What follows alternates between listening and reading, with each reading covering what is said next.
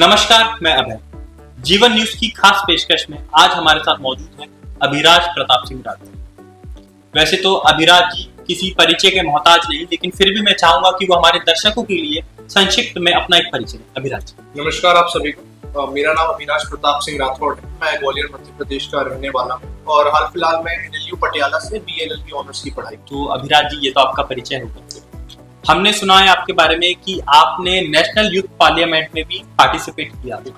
अगर हम बेसिक्स पे जाएं तो अगर किसी युवा को इस यूथ पार्लियामेंट में एनरोल करना हो, पार्टिसिपेट करना हो, तो उसका क्या प्रोसीजर है? देखिए, ये जो नेशनल यूथ पार्लियामेंट स्कीम है, ये हमारे यूनियन स्पोर्ट्स अफेयर मिनिस्टर ने 2017 के बाद इस स्कीम को लॉन्च किया था जी। हर साल विकसित भारत यूथ पार्लियामेंट के फॉर्म्स फरवरी के आसपास निकल जाते हैं और हमारा काम होता है उसमें एनरोल करना। 3 राउंड्स की प्रोसेस होती है। पहले आपका डिस्ट्रिक्ट राउंड होता है, जिसमें आप पहले ग्वालियर से सिलेक्ट होते हैं। ग्वालियर से कुछ 100-150 लोग ऑडिशन देने जाते हैं। उसमें से 10 लोगों को फिर स्टेट लेवल पे भेजा जाता है और वहां से 3 लोग सिलेक्ट हो गए, फिर नेशनली सिलेक्ट होकर जाते हैं नेशनल यूथ पार्लियामेंट में अपनी आवाज। ठीक है, तो ये ने एक प्रोसीजर हमको समझाया है कि अगर कोई यूथ इनरोल करना चाहता है नेशनल यूथ पार्लियामेंट के अंदर, तो इस प्रोसीजर को अगर वो फॉलो करेगा तो वो भी इसमें इनरोल कर सकता है। अभिराज जी, क्योंकि आप एक युवा हैं, आप एक छात्र भी हैं और अच्छी बात यह है कि आप एक लॉ के छात्र हैं, कानून के छात्र हैं, तो मेरा आपसे बड़ा एक सिंपल सा सवाल है कि हम देख रहे हैं कि हमारे देश में बेरोजगारी का स्तर बढ़ता जा रहा है। इस बेरोजगारी का सबसे प्रमुख कारण क्या है? क्या वो छात्र जो पढ़ लिख कर भी बेरोजगार है? क्या वो व्यवस्था जो दुरुस्त होने के बाद भी चरमरा गई है? या हर वो सरकारी, कहना चाहिए हर वो सत्ता सरकार में बैठी हुई जो समय समय पे बदलती तो रहती है, लेकिन ये जो व्यवस्था है इनमें कोई सुधार नहीं था। देखिए, मेरा मानना ये है कि अगर हमें सुधार चाहिए तो हम किसी एक चीज को ब्लेम नहीं कर सकते। हम कभी सरकार को सिर्फ और सिर्फ इसलिए ब्लेम नहीं कर सकते कि आज के समय का युवा एजुकेटेड है या फिर अनएम्प्लॉयड। बात क्या है, ये फैक्टर्स होते हैं 3 से 4 जो कि कंट्रीब्यूट करते हैं। जैसे आज के समय में बिल्कुल सरकार के हाथ में ही पॉलिसी मेकिंग है, तो अगर यूथ अनएम्प्लॉयड है तो पॉलिसी मेकिंग में कुछ समस्या है, लेकिन इसको कंट्रीब्यूट करती है हमारे प्राइवेट सेक्टर की डिमांड। आज के समय में भारत देश की पॉपुलेशन बहुत ज्यादा हो गई है। कंपैरेटिव एनालिसिस करेंगे तो चाइना से ज्यादा हो चुकी है। कोई प्रूफ नहीं है बट हो चुकी है। तो हमारी जो मार्केट डिमांड्स है, भारत का अभी जो करंट मार्केट है बहुत ज्यादा वॉलेटाइल है जी। और यहीं पे जो प्राइवेट इंडस्ट्री है वहां पर एम्प्लॉयमेंट कम होती जा रही है। तो अगर इंस्टीट्यूशंस, प्राइवेट इंडस्ट्रीज और मार्केट ग्रोथ सरकार के साथ मिलकर काम करें तो ये एक बहुत ही ज्यादा कंसेंसस के साथ लिया गया डिसीजन होगा और इस चीज को बिल्कुल सपोर्ट कर सकता है। मैं मानूंगा कि सिर्फ सरकार को पे इस चीज का प्रेशर डालना कि आपकी वजह से काम नहीं हो रहा, ये ठीक नहीं है। बहुत सारी चीजों का एक कंबाइंड फैक्टर है। नहीं, जैसे कि आपने कहा कि जो प्राइवेट सेक्टर्स है जी, एम्प्लॉयमेंट रेट डाउन जी, इसका क्या कारण है? क्यों डाउन हो रहा है? एक बहुत बड़ा सर रीजन है AI। आज के समय पे AI के माध्यम से जो काम हो रहा है, अब अगर मैं एक प्राइवेट सेक्टर का मैं एक कंपनी का मालिक, तो मैं एक किसी व्यक्ति को एक ऐसी जॉब के लिए क्यों एम्प्लॉय करूंगा जो कि मैं फ्री में भी अपने लैपटॉप पे करा सकता हूँ जी। तो AI की वजह से बहुत सारी जॉब्स कम होती जा रही है। तो AI is the only reason behind this? नहीं, obviously there are other reasons. Right now I am just telling you about AI because it is one of the most major reasons. चलिए ठीक है, अब हम इसी दिशा में अगर आगे बढ़ते हैं तो ठीक है। चलिए, आपने बेरोजगारी पे बताया कि सिर्फ हम सरकार को ब्लेम नहीं कर सकते, लेकिन जब हम बात करते हैं शिक्षा की, स्वास्थ्य की और जो भी हमारी व्यवस्था है, हमारे पूरे मतलब भारत के अंदर अलग अलग व्यवस्था है, उसके अंदर तो चाहे पक्ष हो सरकार का या विपक्षी दल हो, उनके जो भी समर्थक हैं, जब हम इन मूलभूत सुविधाओं की, इनसे जुड़े मुद्दों की बात करते हैं तो कहीं ना कहीं ये लोग इसका विरोध करते हुए नजर आते हैं। तो ऐसा क्या कारण बनता जा रहा है कि चाहे सत्ता हो चाहे विपक्षी दल हो, इन शिक्षा, स्वास्थ्य, बेरोजगारी, प्रगति के मुद्दों पर ये इतना क्यों अड़ रहे हैं? क्यों इसका विरोध कर रहे हैं? इसको खुलकर सामने क्यों नहीं आते? देखिए, इसको खुलकर सामने न आने की कई वजह है। जैसे आज के समय का जो यूथ है वो इन टॉपिक्स पे बोलने से बहुत हिचकिचा रहा है। इसकी कुछ वजह है जिसको मैं अपने पर्सनल एग्जांपल के साथ भी कहना चाहूंगा। अगर कोई इंसान आज के समय पे अपनी आवाज उठाता है तो उसे सीधे सीधे अलाइन कर दिया जाता है किसी न किसी पॉलिटिकल पार्टी से। अगर आप सरकार की किसी अच्छी चीज की सराहना करोगे तो फिर आपको इंसान सरकार के समर्थक में देखता है। आप विपक्ष की किसी अच्छी पॉलिसी या किसी अच्छे सजेशन की तारीफ कर दोगे तो आपको फिर एंटी नेशनलिस्ट कह दिया जाता है। तो दिक्कत है जनता की। जैसे आप भी मीडिया तो कभी कभार कुछ सिनेरियो चला दिया जाता है, कभी कभार न्यूज में आ जाता है, तो इंसान डरता है इसलिए अपनी आवाज उठाने से कि कहीं उसे एक पर्टिकुलर दल का सपोर्टर ना कह दिया जाए। आज जब मेरी अभी जो वीडियो काफी चल रही है तो उसमें मैंने सरकार की तारीफ करी, क्योंकि वुमेन रिजर्वेशन के थ्रू जो भारतीय जनता पार्टी कर रही है इस बिल को पास कराने के लिए, वो बिल्कुल सराहना के लिए काबिल तारीफ है। मगर लोग ये भूल जाते हैं कि इससे कुछ महीनों पहले मैंने नागपुर में भी एक अपनी आवाज उठाई थी, और वो जो कि हेल्थ केयर सेक्टर के खिलाफ थी, वो मैंने विपक्ष के रूप में करी थी। तो ये जो एक इमेज बना दी जाती है तो इंसान भूल जाता है कि कौन व्यक्ति कब आवाज उठा रहा है। जैसे मैं हमेशा आवाज उठाता हूँ सोल्यूशन बेस के लिए, लेकिन जो जनता है वो इस चीज को एक अलाइन कर देती है किसी भी इंसान को एक पर्टिकुलर दल के साथ। तो इसलिए आजकल का युवा काफी ज्यादा घबराया हुआ रहता है कि कहीं मैं कुछ बोल दूं तो कहीं कुछ बवाल ना हो जाए, मुझे किसी पर्टिकुलर विंग से अलाइन ना कर। अभिराज, आपने जो भी जवाब दिया इसमें इसी जवाब से दो सवाल मेरे अंदर आ रहे हैं। एक, आपने वुमेन एम्पावरमेंट बिल की बात करी, और दूसरा आपने युवा की जो आवाज है वो दब रही है उसकी बात करी। तो जब हम अभी कुछ ही समय पहले हमने बहुत बड़ा नेशनल लेवल पे एक मूवमेंट देखा, स्टूडेंट्स का बहुत बड़ा प्रोटेस्ट हुआ, और अंत में युवाओं की जीत उसको माना जा रहा है क्योंकि सरकार को झुकना पड़ा और शिक्षा मंत्री को अपना इस्तीफा सौंपना पड़ा। तो हमें नहीं लगता, क्योंकि बतौर मीडिया जो हमारी भूमिका है समाज के प्रति, उसमें जब हम देखते हैं तो युवा तो आजकल बढ़ चढ़ कर अपनी आवाज बुलंद कर रहा है, और उसके कई सारे माध्यम है, आप भी जानते हैं, सोशल मीडिया सबसे बड़ा माध्यम है उसका। दूसरा, आपने जो वुमेन एम्पावरमेंट की बात करी, तो ये जो बिल है ये पहले 2024 के आसपास इंप्लीमेंट हो चुका है।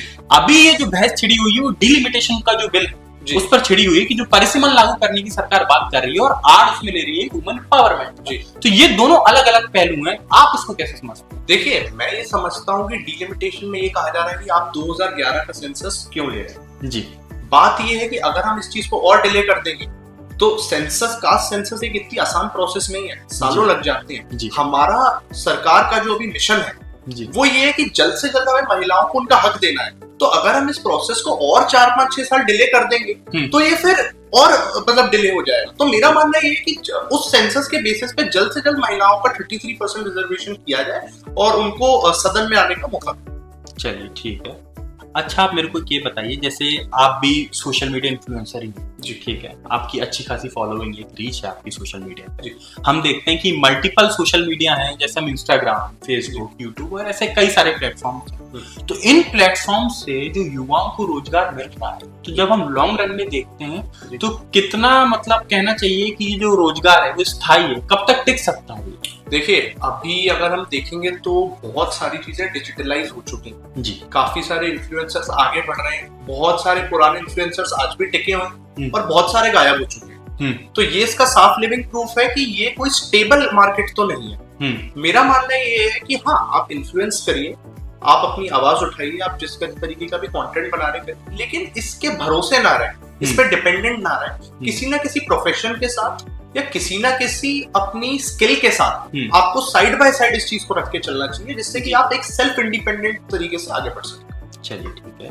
तो अभिराज, आप मेरे को ये और बताइए कि जो हमारे देश के अंदर अभी ये जो जंतर मंतर पर प्रदर्शन चल रहा है जी, ठीक है, काफी गर्मा गर्मी का माहौल था, काफी हमने बर्बरता देखी, हमने दोनों पक्ष देखे, एक पक्ष पुलिस का था, एक पक्ष छात्रों का था, इसमें हमने राजनीति भी देखनी पड़ी। तो ये जो पूरा समीकरण है, ये जो पूरा मतलब प्रक्रिया हुई आंदोलन की, बतौर युवा, बतौर छात्र, आपका नजरिया इसके प्रति क्या है? आप इसको कैसे देखते हैं? क्या ये हमारी लोकतांत्रिक पृष्ठभूमि के लिए सही था जो हुआ, ये होना चाहिए? देखिए, पहली बात तो इंडिया एक डेमोक्रेटिक कंट्री तो है जी, तो अगर इतने सारे छात्रों को लगा कि उनके हक के साथ खिलवाड़ हुआ है तो उन्होंने अपनी आवाज पीसफुल तरीके से उठाई जी, गवर्नमेंट ने उस पर डायलॉग के साथ रिप्लाई किया, माना थोड़ा समय लगा, लेकिन अगर पॉलिसी मेकिंग जल्दबाजी से होने लगे तो हमेशा उसमें गड़बड़ होगी। अभी सरकार द्वारा नया बिल भी लाया गया जिसमें पेपर लीक में 10 करोड़ का जुर्माना देना पड़ेगा। तो बिल्कुल इस चीज को एक बहुत नॉन पीसफुल तरीके से रखा गया, स्टूडेंट्स के द्वारा भी और सरकार द्वारा भी इस डायलॉग को लिया गया, सारी की सारी मांगों को पूरा करा गया। तो हाँ, ये एक बहुत अच्छा एग्जाम्पल है कि जो युवा है वो अगर अपनी आवाज उठाए तो बिल्कुल पॉलिसी मेकिंग में बदलाव दिखा सकते। लेकिन ये जो बिल है, जैसे आपने बिल की बात करी, सरकार लेकर आई और इसमें जो पेनल्टी की अमाउंट है वो 10 करोड़ कर दी। यही बिल 2024 में भी लाया गया था जी, इसमें पेनल्टी की अमाउंट लगभग 50% लेस, व्हिच मींस 5 करोड़ जी। इसको जो विपक्ष है वो कह रहा है कि ये एंटी पेपर लीक बिल नहीं, क्योंकि इस पूरे बिल के अंदर कोई एक भी ऐसा प्रावधान नहीं है जिसके तहत जो भी दोषी है उनको ऐसी कार्रवाई, दंडात्मक कार्रवाई की जाएगी कि वो दोबारा ऐसी जरूरत या हिमाकत ना। ये तो बस एक फॉर्मेलिटी है, जैसा विपक्ष का कहना है कि आप 10 करोड़ का जुर्माना ले लीजिए, 5 साल की जेल में डाल दीजिए और उनके संस्थानों को बैन कर दीजिए। क्या ये सब करने से, बिलों के अंदर संशोधन करने से ये जो जुर्म हो रहा है, जो बच्चों के भविष्य का खेला जा रहा है, ये रुक जाएगा? देखिए, बिल्कुल मैं आपकी बात से सहमत हूँ।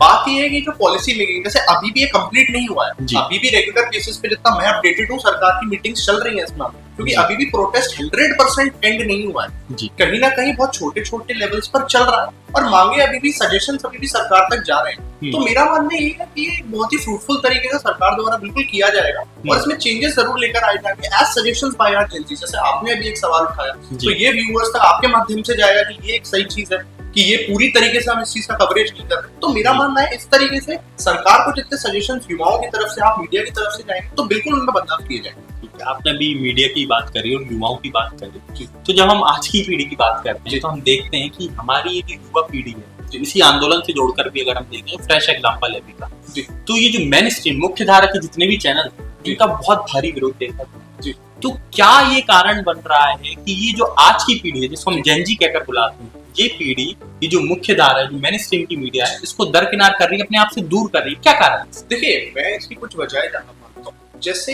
अभी जो हमारी जेन ज़ी जनरेशन है, इन्हें बचपन से ही मोबाइल फोन, आईपैड्स और लैपटॉप्स, ये चीजें इन्हें बहुत बचपन से मिल चुकी हैं और बचपन से इन्होंने टीवी और न्यूज से ज्यादा सोशल मीडिया चलाया है, चाहे वो यूट्यूब हो, चाहे वो इंस्टाग्राम हो, ट्विटर हो, चाहे Facebook. They all are digital natives. Yes, they all are digital natives.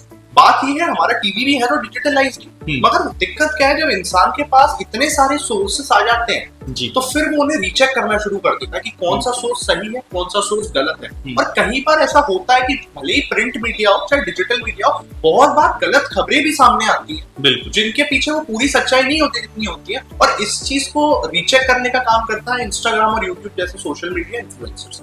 तो इसलिए आज के समय पे ये ट्रस्ट है, जो कि मेरा मानना है कि एक अच्छी चीज है कि जो हमारा यूथ है वो और अवेयर हो रहा है, एक बार किसी इंफॉर्मेशन पे भरोसा करके उसे फैला नहीं रहा है। This information is not spreading nowadays. Youth हमेशा चीज को रीचेक कर रहा है। तो हाँ, मैं इसको पूरी तरीके से खराब चीज नहीं मानता, लेकिन हाँ, किसी एक पर्टिकुलर मीडिया को पूरी तरीके से साइडलाइन कर देना ये भी गलत है। चलिए ठीक है। तो अभिराज जी, एक आखिरी चीज जी, आप क्योंकि एक युवा हैं और एक छात्र हैं, कानून के विषयों से जुड़े हुए छात्र हैं, तो हमारे देश की जो युवा पीढ़ी है उसके लिए आप एक क्या बेहतर संदेश देना चाहेंगे? देखिए, मैं सभी युवाओं को यही संदेश देना चाहूँगा कि अभी हाल फिलहाल जो इस देश में हुआ है, ये आपके लिए एक सबसे बड़ा एग्जाम्पल है कि आपकी आवाज मैटर करती है। आप अपनी आवाज उठाएं। इस देश में अगर आप रहना चाह रहे हैं और इस देश को आगे बढ़ाना आपके दिमाग में है, आपकी सोच में है, और क्योंकि ये जो देश है ये कोई 100 साल का देश नहीं है, ये हजारों सालों का राष्ट्र है, जिसको आगे बढ़ाना इस पीढ़ी के लिए बहुत जरूरी है, क्योंकि ये जेन ज़ी जनरेशन ही है जो भी हाल फिलहाल मैक्सिमम पॉपुलेशन में भी है इस कंट्री की। तो मेरा मानना है कि आपकी आवाज मैटर करती है, उसे उठाएं और उसको असली सदन तक पहुंचाकर इस देश में एक डिफरेंस करें। तो ये हमारे साथ मौजूद है अभिराज प्रताप सिंह राठौर, जो पटियाला यूनिवर्सिटी से अपनी लॉ की पढ़ाई पूरी कर रहे हैं और इन्हें बड़ी बेबाकी से, बड़ी सरलता और सहजता से हमारे हर सवाल का जो संभव जवाब हो सकता था वो दिया। तो ऐसे ही अन्य युवाओं से जुड़ने, उनके विचार जानने के लिए, उनको सुनने के लिए हमारे साथ जुड़े रहिए। एक बार फिर से मैं अभय और आप देख रहे हैं जी।